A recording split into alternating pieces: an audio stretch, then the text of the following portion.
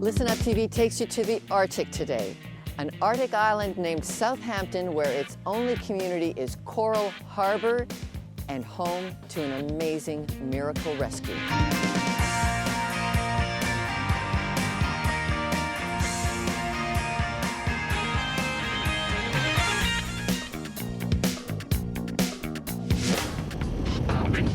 Today on Listen Up, living where the environment is your lifeline to survival.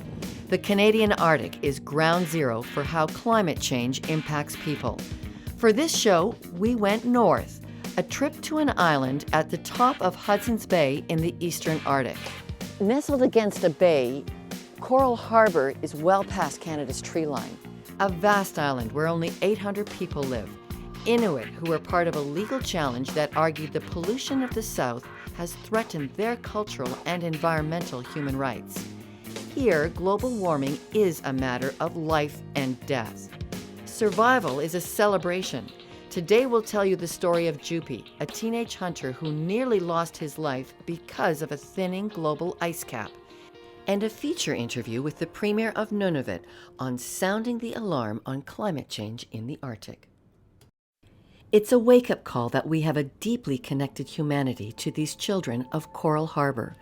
Our energy consumptions could extinguish their lifestyle. Generations of interconnectedness who also have a spiritual insight for their future and ours. The landscape may look barren, but what thrives here is belief in God.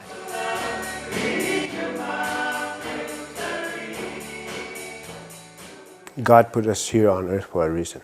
We were born for a reason. And He put me on earth, each of us for a reason. And He put me here in Coral Harbor.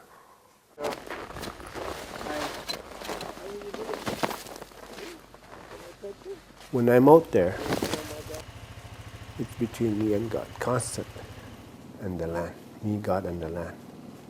We get very close to God. Sometimes you're traveling, you're constantly praying to God, talking to God, at the same time watching the land. It's a very good relationship. Me, God, land. Noel Kaluchuk and his friends took their conviction of the reality of God with them when they found themselves battling a crisis caused by climate change. This ice that you see right now, it should be about this size at this time of year, maybe thicker. Right now, this is how thick it is now. It makes changes on the climate change. So this is the thickness of this ice right now, what we're standing on. But 10 years ago, it should be around somewhere around here.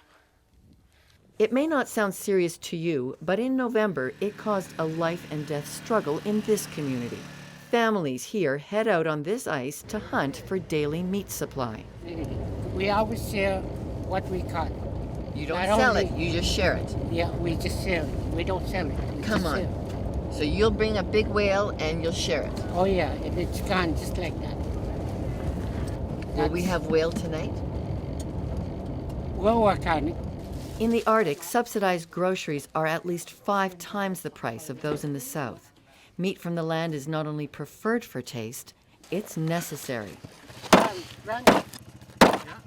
Tonight is a feast to give thanks to God.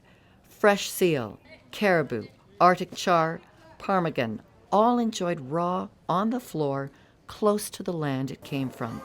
The cause of the party? 2 hunters returned home after a life-threatening encounter with climate change. 17-year-old Jupi Angootealuk and his older uncle Jimmy Nakulak were hunting polar bear for the family diet when disaster struck. Their snowmobile broke down and the ice around them began to break. Help me, God. That's all I thought. Jimmy would walk, then crawl on slushed, floating ice pans. I know there was a path made for me. It was made by God.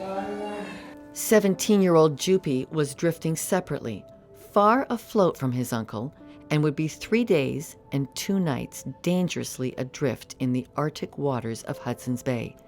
Jupi was on a 50 by 50 meter ice pan with a mother polar bear and 2 cubs. In Coral Harbor, he was a hero because he shot the mother bear to survive. Jimmy was honored with a traditional knife. Jupi was given a harpoon and a song written to remember his bravery. There was prayer after prayer thanking God. One by one, the families of Coral Harbor embraced the rescued, well aware that life can be perilous. It took a military search and rescue team from Winnipeg to circle in a Hercules aircraft to spot Jupi. They had to parachute onto a nearby ice floe and carefully load Jupi into a boat brought by the Coral Harbor Search and Rescue. Okay. This is the boat that rescued Jupi. Apparently there was open water towards Jupi area. They took out with that boat, but there was still ice around. But there was open water for that boat to go down. That was a miracle. Miracle. It's a miracle.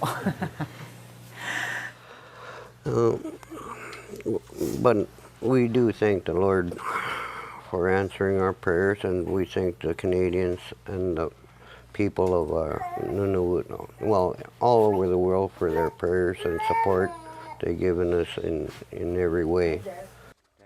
During the rescue, Coral Harbor had been called to prayer. Bobby Savichuk gathered hunters and searchers who prayed like this during the rescue. What Jupi and Jimmy went through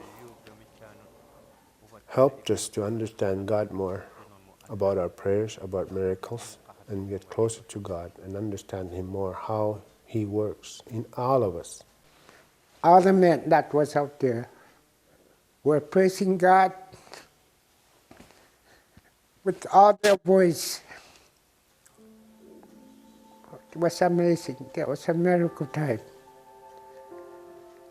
Jupi has been given to us alive. The men, they shouted, hallelujah, hallelujah.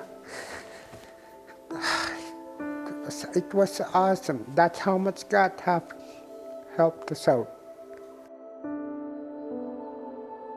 We'll find out how and why these Inuit men have such an intimate connection to God later in the program. But first, when prayer against the effects of climate change moves into political action, the Premier of Nunavut Climate change next. is a human rights issue.